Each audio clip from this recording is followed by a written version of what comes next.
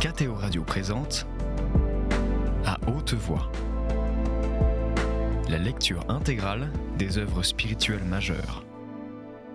Aujourd'hui, Ben-Hur de Lewis Wallace.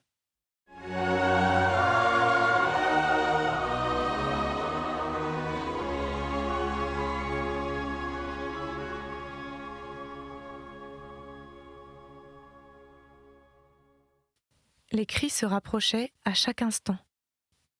Déjà, ils remplissaient l'air d'un bruit semblable à celui d'un grand vent, quand Ben-Hur vit paraître les serviteurs de Simonide qui portaient leur maître dans son fauteuil.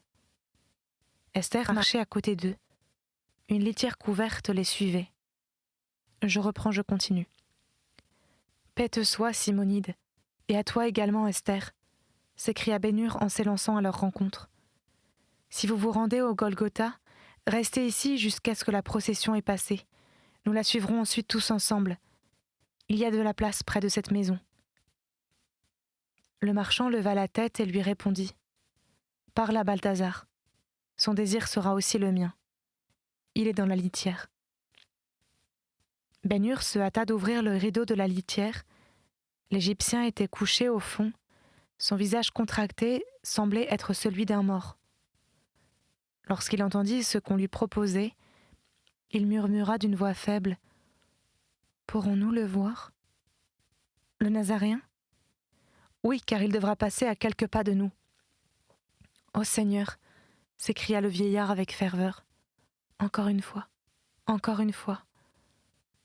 C'est un jour de malheur pour le monde tout entier. » Ils furent bientôt tous réunis à l'abri de la maison. Ils échangeaient peu de paroles, craignant probablement de se confier les uns aux autres leurs pensées. Ils ne se sentaient plus certains de rien. Balthazar s'était glissé avec peine hors de sa litière et se tenait debout, soutenu par un de ses serviteurs. Esther et Ben-Hur étaient auprès de Simonide, et le flot passait toujours, plus serré que jamais. Les clameurs retentissaient maintenant tout près, perçantes, rauques, cruelles. Enfin la procession arriva devant eux. « Regardez, » dit Ben-Hur avec amertume, « ce qui passe maintenant, c'est Jérusalem. » En tête marchait une troupe de jeunes garçons qui hurlaient et vociféraient. « Le roi des Juifs ! Place ! Place pour le roi des Juifs !» Simonide, en les voyant défiler devant lui, dansant et tournoyant, comme un essaim de moucherons, dit gravement. Quand ceux-ci seront d'âge à recueillir leur héritage, fils de Hur, malheur à la cité de Salomon. Un détachement de légionnaires, armés de pied en cap, les suivait. Ils marchaient avec une indifférence brutale, tout rayonnant de l'éclat de leurs boucliers d'airain. Après eux, venait le Nazaréen. Il était presque mort. Il chancelait à chaque pas, comme s'il allait tomber. Une robe souillée et déchirée retombait de ses épaules, sur une tunique sans couture. Ses pieds nus laissaient des empreintes sanglantes sur les pierres. Une planchette, portant une inscription, était suspendue à son cou. Une couronne d'épines enfoncée sur sa tête lui avait causé de cruelles blessures, d'où des ruisseaux de sang, maintenant noirs et coagulés, avaient coulé jusque sur son visage et son cou. Ses longs cheveux, emmêlés dans les épines, en étaient imprégnés. Sa peau, là où on pouvait l'apercevoir, était d'une blancheur de cadavre. Ses mains étaient liées devant lui. Quelque part, dans la ville, il était tombé sous le poids de sa croix, qu'il portait selon la coutume imposée à un condamné, et un campagnard s'était chargé de ce fardeau à sa place. 4 soldats marchaient à ses côtés, afin de le protéger contre la populace qui, néanmoins, parvenait parfois à forcer la consigne, à le frapper avec des bâtons et à cracher sur lui. Et cependant, aucun son ne s'échappait de sa bouche, aucune plainte, aucun gémissement. Il ne leva les yeux qu'au moment où il atteignit la maison, derrière laquelle s'abritaient Ben-Hur et ses amis, tous émus d'une immense compassion. Esther se serrait contre son père, Et lui, l'homme à la forte volonté, se sentait tout tremblant. Balthazar s'était laissé tomber à terre, incapable de prononcer une parole, et Ben-Hur lui-même s'écria « Oh mon Dieu, mon Dieu !» Alors, comme s'il devinait leurs sentiments, ou s'il avait entendu leurs exclamations, le Nazaréen tourna son visage défait de leur côté et leur jeta à chacun un regard dont ils devaient conserver le souvenir durant tout le reste de leur vie. Il comprenait qu'il pensait à eux et non point à lui, et que ses yeux mourants leur donnaient cette bénédiction qu'on ne lui aurait pas permis de prononcer. « Où donc sont tes légions, fils de Hur ?» s'écria Simonide. « Anne te le dirait mieux que moi. T'aurait-elle abandonné ? Seuls ces 2 hommes me sont demeurés fidèles. Alors tout est perdu. Et cet homme va mourir. » Le visage du marchand se contractait convulsivement pendant qu'il parlait, et il laissa sa tête retomber sur sa poitrine. Il avait pris sa part des travaux de Ben-Hur, et il avait été soutenu comme lui par l'espoir qui venait de s'éteindre, pour ne plus jamais se rallumer. 2 hommes, chargés de croix, suivaient le Nazaréen. « Qui sont ceux-ci » demanda Ben-Hur aux Galiléens. « Des brigands, destinés à mourir avec le Nazaréen » répondirent-ils. Immédiatement après eux, marchait fièrement un personnage mitré, vêtu des vêtements resplendissants d'or du grand prêtre. Des capitaines du temple l'entouraient, et derrière lui s'avançait en bon ordre le Sanhédrin et une longue file de prêtres, ces derniers dans leurs robes blanches serrées autour de leur taille par de larges ceintures aux brillantes couleurs. « C'est le beau fils d'Anne, » dit Ben-Hur tout bas. « Caïphe, je l'ai vu, » répondit Simonide, qui ajouta, après avoir considéré pendant un moment l'orgueilleux pontife, « Je suis convaincu maintenant. Ce que je vois a éclairé mon entendement, et j'ai acquis l'assurance absolue, que celui qui s'en va là-bas est réellement, ainsi que le proclame l'inscription qu'il porte suspendue à son cou, le roi des Juifs. Un homme ordinaire, un imposteur, un traître criminel n'eut jamais pareille escorte. Regardez plutôt. Voilà les nations, Jérusalem, Israël. Là est l'éphod. Ici la robe bleue à franges avec les grenades pourpres et les clochettes d'or. Tout autant de preuves que ce Nazaréen est roi. Que ne puis-je me lever afin de le suivre ? Ben-Hur l'écoutait avec une surprise profonde.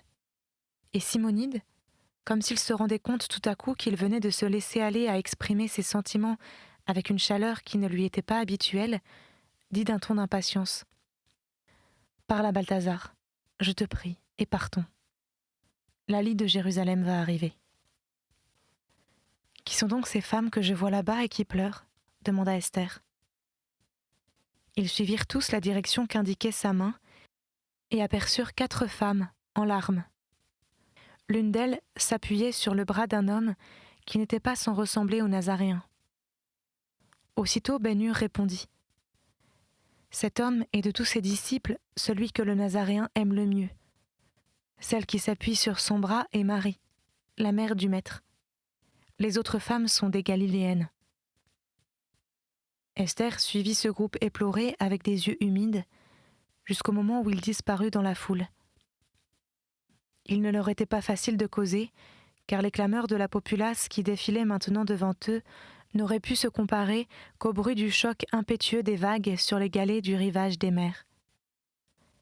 Toute cette plèbe ressemblait à celle qui, 30 ans plus tard, soulevée par les factions, ruina de fond en comble la sainte cité. Elle était aussi nombreuse, aussi fanatisée, aussi altérée de sang et renfermait les mêmes éléments. C'était un ramassis d'esclaves, de chameliers, de vendeurs de fruits, de légumes ou de vin, de prosélytes et d'étrangers, des plus vils d'entre les servants du temple, de voleurs, de brigands, enfin de ces milliers de gens n'appartenant à aucune classe. En des occasions semblables, ils sortent on ne sait d'où, misérables, affamés, sentant l'odeur des cavernes et des tombeaux, êtres sordides à demi nus, vrais animaux de proie, dont les hurlements ressemblent à ceux des lions du désert. Quelques-uns avaient des épées, d'autres, déjà plus nombreux, brandissaient des lances et des javelots, mais les armes de la plupart d'entre eux étaient des massues, des bâtons noueux et des frondes, pour lesquels ces hommes ramassaient des pierres qu'ils portaient dans de petits sacs ou simplement dans le pan retroussé de leur tunique en loques. Au milieu de cette foule, on reconnaissait çà et là quelques personnages de haut rang, scribes, anciens, rabbis, pharisiens aux robes bordées de hautes franges, sadducéens en beaux vêtements, qui figuraient là en qualité d'incitateurs. Un détachement de légionnaires, armés de pied en cap, les suivait.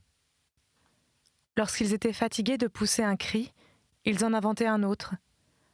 Lorsque leurs poumons refusaient leur service, ils s'arrêtaient un moment pour reprendre ensuite de plus belle, et dans cette clameur bruyante et continue, l'on distinguait quelques phrases sans cesse répétées. « Roi des Juifs, place pour le roi des Juifs, contenteur du temple, blasphémateur, crucifiez-le, crucifiez-le » Ce dernier cri semblait être particulièrement en faveur, probablement parce qu'il exprimait plus distinctement les désirs de cette tourbe et lui servait à affirmer clairement sa haine du Nazaréen. « Venez, dit Simonide, lorsque Balthazar fut prêt à partir. Venez, il est temps que nous nous remettions en route. » Ben-Hur ne l'entendit pas.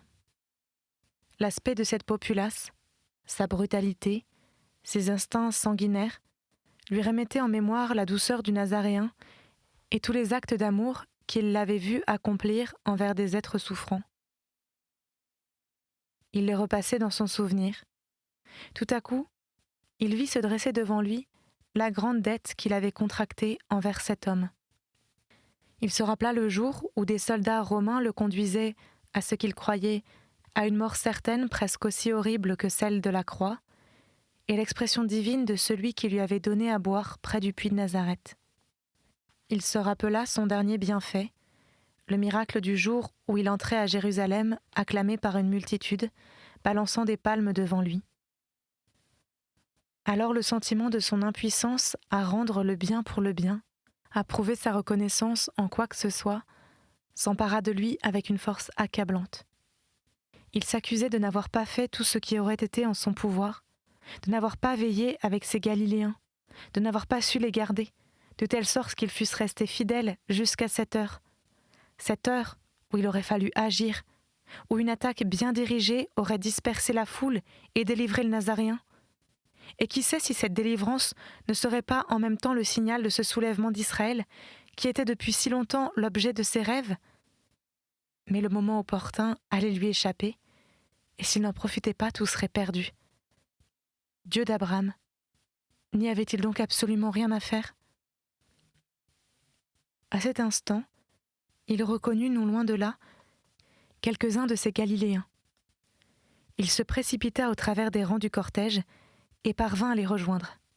« Suivez-moi, leur dit-il, j'ai quelque chose à vous dire. » Ils obéirent, et quand ils se furent groupés derrière le coin de la maison, Ben-Hur reprit la parole. « Vous êtes de ceux qui avaient pris mes armes, et qui êtes convenus avec moi de combattre pour la liberté et pour le roi qui allait paraître. Vous êtes encore en possession de vos épées, et l'heure est venue de vous en servir. Allez chercher nos frères, et dites-leur que je les attends au pied de la croix que l'on va dresser pour le Nazaréen. Hâtez-vous, qu'attendez-vous encore ? Le roi, c'est ce Nazaréen, et la liberté va mourir avec lui. » Il le regardait d'un air respectueux, mais sans répondre. « M'avez-vous entendu ? » demanda-t-il.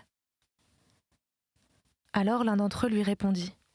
« Fils de Juda, si tu as été trompé, il n'en est pas de même de nous, ni du reste de nos frères. Le Nazaréen n'est point ce que tu crois. Il n'a même pas le caractère d'un roi.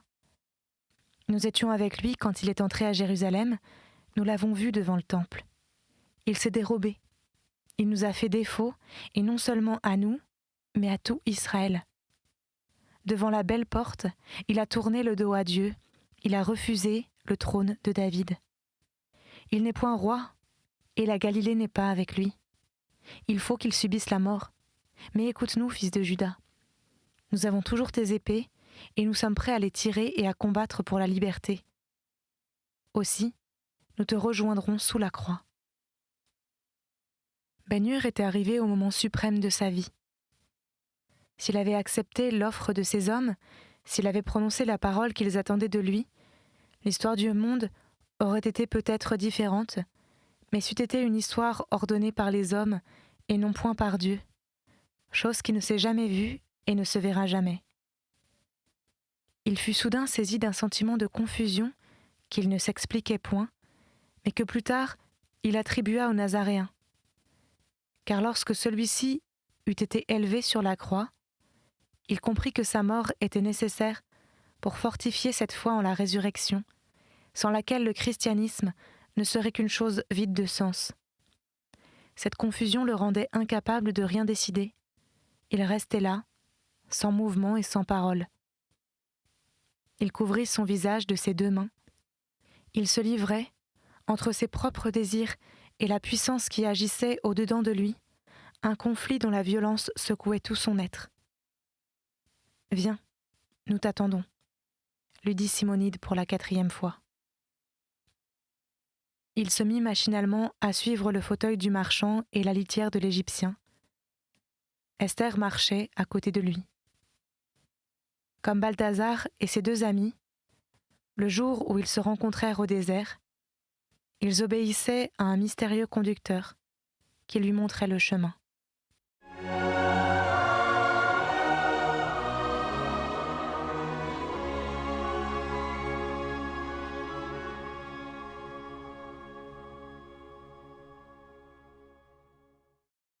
Chapitre 9.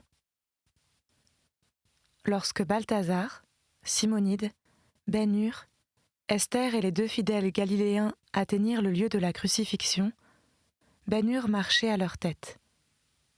Il ne sut jamais comment il s'y était pris pour leur frayer un chemin, au travers de ce peuple en démence.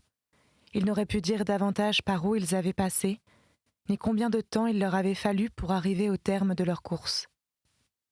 Il avançait, totalement inconscient de ce qui se passait ou se disait autour de lui, sans se demander où il allait, sans avoir aucune intention précise. Dans les conditions où il se trouvait, un petit enfant aurait pu, tout aussi bien que lui, s'opposer au crime épouvantable dont il allait être témoin. Les desseins de Dieu paraissent toujours étranges à ses créatures, moins cependant que les moyens dont il se sert pour les accomplir et pour les rendre clairs à leurs yeux. Lorsque Ben-Hur s'arrêta, ceux qui le suivaient en firent autant. Il s'éveilla tout à coup de l'assoupissement dans lequel il semblait avoir été plongé et embrassa d'un coup d'œil toute la scène qui se déroulait devant lui. Il voyait d'abord le sommet d'un mamelon peu élevé, arrondi en forme de crâne. Un endroit sec, pierreux, sans autre trace de végétation que quelques chétives touffes d'hysope. Tout autour s'élevait un mur vivant, formé d'hommes, derrière lesquels s'en tenaient d'autres, s'efforçant de voir par-dessus les têtes des premiers. Un rang de soldats romains maintenait avec peine cette épaisse muraille humaine à sa place. Un centurion veillait sur les soldats. Ben-Hur avait été poussé jusqu'au bord de cette ligne, si bien gardée, et il s'y trouvait maintenant, le visage tourné vers le nord-ouest. Ce mamelon était l'ancien Golgotha. Sur les flancs de la colline, dans ses dépressions, comme sur les élévations, le sol semblait être recouvert d'une étrange couche d'émail. Où que Ben-Hur portât ses regards, il ne découvrait pas la moindre tache couleur de terre, pas de roc, pas de verdure. Il ne voyait que des milliers d'yeux, brillant dans des faces rougeâtres. Plus loin, il ne distinguait plus que des figures rouges sans yeux, et plus loin encore, de grands cercles aussi formés, il le savait, par des visages humains. Ils étaient là, rassemblés, au nombre de 3 millions. Et 3 millions de cœurs prenaient un intérêt passionné à ce qui se passait sur le mamelon, indifférents aux brigands, se souciant seulement du Nazaréen qui était pour eux un objet de haine, de crainte ou de curiosité, lui qui les aimait tous et qui allait mourir pour eux. Le spectacle d'un grand rassemblement de peuple stupéfie et fascine toujours celui qui le contemple, ainsi que le fait une mère en furie. Et pourtant Ben-Hur lui accorda à peine un regard. Ce qu'il voyait dans son voisinage immédiat absorbait toute son attention. Le grand prêtre, reconnaissable à ses vêtements sacerdotaux, à son air fier, se tenait sur le mamelon, à une hauteur d'où il dominait la multitude. Il dépassait de la tête le groupe des notabilités qui l'accompagnaient. Le Nazaréen était debout, plus haut encore, tout près du sommet arrondi. On pouvait le voir de partout, souffrant mais silencieux. L'un de ses gardes, qui visait probablement à passer pour un bel esprit, avait complété l'effet produit par la couronne d'épines posée sur sa tête en plaçant dans sa main un roseau en guise de sceptre. Les railleries, les injures, les paroles d'exécration pleuvaient. Tous les yeux étaient fixés sur le Nazaréen. Ben-Hur se rendait compte qu'il s'opérait un changement en lui-même. La conception de quelque chose de meilleur que ce que cette vie peut offrir, de quelque chose qui pourrait donner à un homme faible la force d'endurer les tortures du corps et de l'esprit, de quelque chose qui ôterait à la mort ses terreurs, de quelque chose peut-être de cette vie de l'esprit, à laquelle Balthazar tenait si fortement, commençait à poindre dans son âme. Il se prenait à se demander si, après tout, la mission du Nazaréen ne serait pas de guider ceux qu'il aimait jusqu'au-delà des frontières du monde visible et de les emmener là où le royaume préparé pour lui attendait sa venue. Alors il lui sembla entendre retentir de nouveau, comme si elle était sortie du sein de l'oubli pour revenir à lui à travers les airs, cette parole du Nazaréen. « Je suis la résurrection et la vie. » Ces paroles résonnaient à son oreille. Elles prenaient une forme tangible. L'aube du jour qui se levait en lui leur communiquait sa clarté et leur donnait une signification nouvelle. Et comme un homme répète une question afin d'en mieux saisir le sens, il demanda, en regardant celui qui, debout sur la colline, semblait prêt à s'évanouir sous sa couronne d'épines, « Qui donc est la résurrection? Et qui donc est la vie ?» « C'est moi », semblait dire cette pâle figure. Et elle semblait le dire pour lui, Ben-Hur, car aussitôt, il sentit une paix qu'il n'avait jamais connue, la paix qui est la fin du doute et du mystère, le commencement de la foi, de l'amour et de la pleine intelligence. Il fut tiré de son état de rêve par un bruit de coups de marteau. Il observa alors, au sommet du mamelon, quelques hommes qui avaient échappé jusqu'alors à sa vue et qui s'occupaient à préparer les croix. Déjà, ils avaient creusé les trous et s'apprêtaient à les y planter. « Ordonne à ces hommes de se hâter, dit le grand prêtre, en s'adressant au centurion. Il faut que ceux-ci, il montrait du doigt les condamnés, soient morts avant le coucher du soleil et ensevelis, afin que la terre ne soit pas souillée. Ainsi le veut la loi. » Un soldat, mieux intentionné que les autres, s'avança vers le Nazaréen et lui offrit à boire, mais il refusa la coupe qu'on lui présentait. Un autre vint lui enlever la planchette qu'il portait à son cou et la cloua au sommet de la croix, puis les préparatifs se trouvèrent terminés. « Les croix sont prêtes, » dit le centurion au grand prêtre qui répondit en agitant sa main. « Que le blasphémateur passe le premier. Le Fils de Dieu devrait être capable de se sauver lui-même, nous verrons ce qu'il en sera. » Le peuple qui, jusqu'ici, avait assisté aux préparatifs sans cesser un instant de pousser des cris d'impatience, s'apaisa tout à coup. Et bientôt, on n'entendit plus le moindre bruit sur la colline.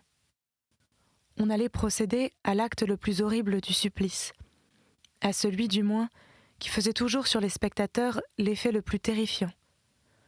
On allait clouer les 3 condamnés sur les croix. Lorsque les soldats mirent la main sur le Nazaréen, l'immense assemblée tressaillit.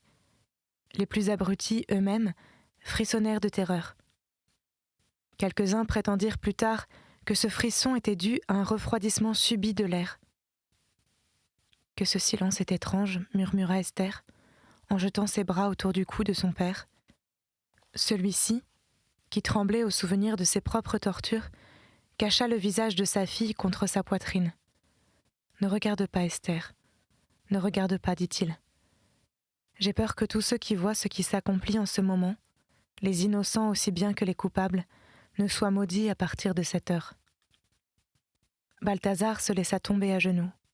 « Fils de Hur, s'écria Simonide dont l'émotion allait croissant, si Jéhovah n'étend pas promptement sa main, Israël est perdu, et nous avec lui. » Ben Hur répondit avec calme. « J'ai entendu comme en un rêve, Simonide, pourquoi tout ceci devait arriver. C'est la volonté du Nazaréen, c'est la volonté de Dieu. Imitons l'Égyptien, gardons le silence et prions. » Il tourna de nouveau ses regards vers le sommet de la colline, et il crut ouïr encore une fois ces paroles. « Je suis la résurrection et la vie. » Et s'inclina respectueusement, comme si quelqu'un venait de lui parler. Pendant ce temps, la lugubre tragédie suivait son cours. Les gardes enlevèrent les vêtements du Nazaréen, qui demeura nu devant les yeux des spectateurs venus pour assister à son supplice. La flagellation qu'il avait subie le matin même avait laissé des traces sanglantes sur son dos. Il n'en fut pas moins couché impitoyablement sur la croix. On étendit d'abord ses bras sur la poutre transversale. Les clous étaient pointus. Quelques coups suffirent pour les enfoncer dans les paumes de ses mains. Ils remontèrent ensuite ses genoux, jusqu'à ce que la plante de ses pieds reposât à plat sur le bois. Puis ils posèrent ses pieds l'un sur l'autre, et un seul clou les fixa solidement au montant de la croix. Le bruit étouffé des coups de marteau s'entendait au loin. Ceux qui ne pouvaient les entendre voyaient cependant retomber les bras de ceux qui frappaient, et tous étaient remplis d'effroi. Et le supplicié ne faisait entendre ni un cri, ni un gémissement, rien qui pût faire rire ses ennemis, rien que puisse regretter ceux qu'il aimait. « De quel côté voulez-vous qu'on tourne son visage ?» demanda brusquement un soldat. « Du côté du temple, » répondit le grand prêtre. « Je veux qu'en mourant, il voit que le saint édifice n'a pas souffert à cause de lui. » C'était À haute voix, une émission de KTO Radio. Aujourd'hui, Ben Hur de Lewis Wallace. Lecture, Marie Rambaud. Captation et réalisation, Aymeric Plouinec et Thibaut Dagalier. Une émission disponible en podcast sur ktoradio.com et sur l'application KTO Radio.